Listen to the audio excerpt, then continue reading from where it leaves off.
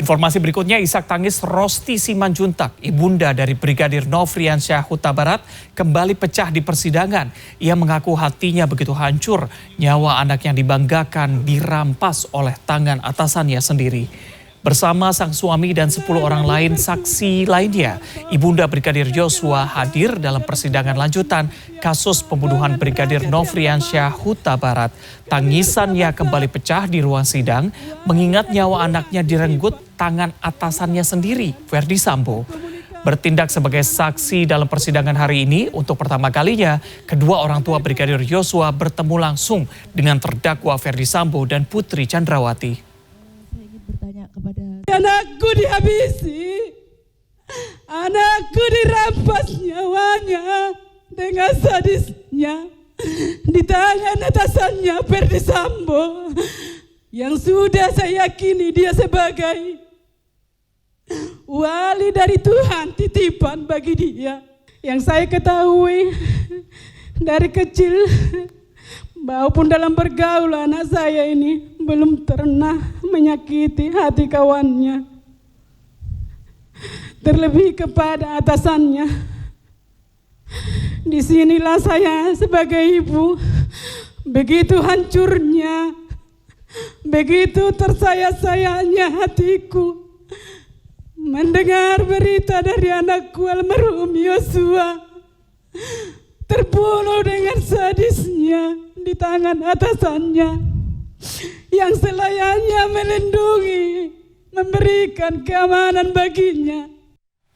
Di hadapan kedua orang tua Brigadir Yosua, Verdi Sambo mengaku menyesali perbuatannya. Ia menyebut akan mempertanggungjawabkan perbuatannya sesuai dengan hukum yang berlaku. Persidangan hari ini digelar pukul 10 pagi di Pengadilan Negeri Jakarta Selatan dengan agenda pemeriksaan saksi dengan terdakwa Verdi Sambo dan Putri Chandrawati. Pertemuan pertama antara orang tua Brigadir Yosua dengan terdakwa Verdi Sambo dan Putri Chandrawati melahirkan pengakuan Verdi Sambo yang menyesali perbuatannya membunuh Yosua. Namun terdakwa Verdi Sambo kepada orang tua almarhum Yosua menegaskan tudingan penembakan adalah akibat perbuatan Brigadir Yosua terhadap istrinya Putri Chandrawati. Sambo pun berjanji membuktikannya di persidangan. Saya mohon maaf atas apa yang telah terjadi. Saya sangat menyesal saat itu saya tidak mampu mengontrol emosi dan tidak jernih berpikir. Di awal lewat persidangan ini, saya ingin menyampaikan bahwa peristiwa yang terjadi adalah akibat dari kemarahan saya atas perbuatan anak bapak kepada istri saya. Itu yang harus saya sampaikan, nanti akan dibuktikan di persidangan. Saya yakini bahwa saya telah berbuat salah dan saya akan bertanggungjawabkan secara hukum. Saya juga sudah minta ampun pada Tuhan. Putri Chandrawati, terdakwa kasus pembunuhan dari Brigadir Yosua Huta Barat, meminta maaf kepada kedua orang tua dan keluarga Brigadir J. Ia mengatakan bahwa akan menjalani proses persidangan yang berlangsung agar kasus ini dapat segera terungkap. Putri juga mengaku tidak menginginkan peristiwa ini terjadi. Untuk itu, dari kerendahan hati yang dalam, saya mohon maaf untuk Ibunda Yosua beserta keluarga atas peristiwa ini. Dan saya siap menjalankan sidang ini dengan ikhlas dan ketulusan hati saya, agar seluruh peristiwa yang terjadi dapat terungkap. Terima kasih. Sidang kasus pembunuhan Yosua berikut kasus perintangan penyidikan terus berlanjut hingga hari ini. Dalam sidang ini sejumlah keraguan hakim maupun jaksa atas kebenaran keterangan saksi terungkap. Baik hakim dan jaksa harus mengejar kebenaran di sidang kasus yang sejak awal sudah diwarnai kebohongan skenario Sambo. Saudara aja jangan bohong ya. Menarik saya, kenapa saudara menjawab berfungsi atau tidak? Tetapi ya nggak ada pertanyaan penyidik itu. Di BAP bohong. Tidak bohong, saya tapi pikirannya lagi. Kasus pembunuhan Brigadir Yosua memang sejak awal disebut sebagai bukan kasus pembunuhan biasa. Dimulai dengan kebohongan skenario Sambo yang terbongkar hingga berlanjut ke persidangan dengan 5 orang tersangka pembunuhan berencana dan 7 tersangka obstruction of justice atau perintangan penyidikan. Para penegak hukum di benteng terakhir yakni hakim dan jaksa pun berupaya menghentikan kebohongan-kebohongan berlanjut di ruang persidangan. Terakhir, Ketua Majelis Hakim Sidang Pembunuhan Brigadir Joshua yakni Wahyu Iman Santosa terpaksa menghentikan sementara sidang pada Senin 31 Oktober selama 5 jam lantaran saksi dianggap memberikan banyak keterangan bohong. Banyak bohongnya saudara.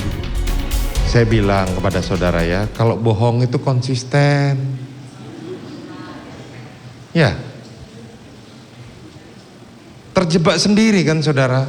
Ini di BAP nih.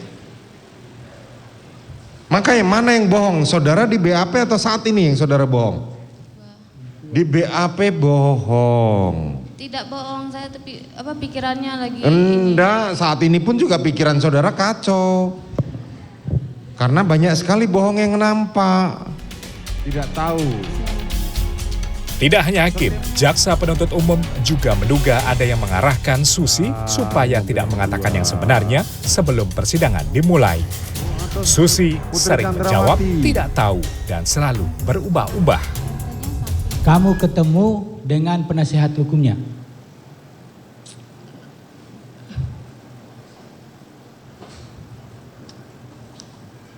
Jawabnya iya atau tidak? Iya. Ketemu? Ketemu. Di mana kamu ketemu? Di kantor sini, di Mabes. Di kantor Mabes? Siap. Kamu ketemu? Sebelumnya pada sidang kasus perintangan penyidikan 27 Oktober dengan tersangka mantan perwira polisi Hendra Kurniawan dan Agus Nurpatria, jaksa juga menduga para saksi memberikan keterangan bohong. Saat itu jaksa heran dengan jawaban saksi AKP Ari Cahya Nugraha alias Acai yang berubah-ubah dan bahkan mampu menjawab pertanyaan yang belum diutarakan. Kalau saudara lihat begitu langsung saudara tahu itu berfungsi atau tidak? Iya. Kalau mohon maaf Pak. Iya. Berarti untuk memonitorkan dan merekam. Saya hanya menjelaskan itu aja. Bukan, ini menarik saya. Kenapa saudara menjawab berfungsi atau tidak? Tetapi ya nggak ada pertanyaan penyidik itu maksud saya. Ada apa yang di benak saudara? Kenapa menjawab itu? Ini pertanyaannya itu sebenarnya adalah kenapa jawaban saudara itu melompati apa yang ditanya? Ya, mohon izin yang mulia. Iya. Karena pada awal Sidang pembunuhan berencana Brigadir Joshua dan sidang perintangan penyidikan akan terus berlanjut. Masyarakat khususnya keluarga Joshua tentu berharap penuh pada hakim dan jaksa untuk mengungkap fakta sebenarnya dalam persidangan sehingga keadilan menjadi pemenang dalam sidang kasus pembunuhan Joshua. Tim Liputan CNN Indonesia.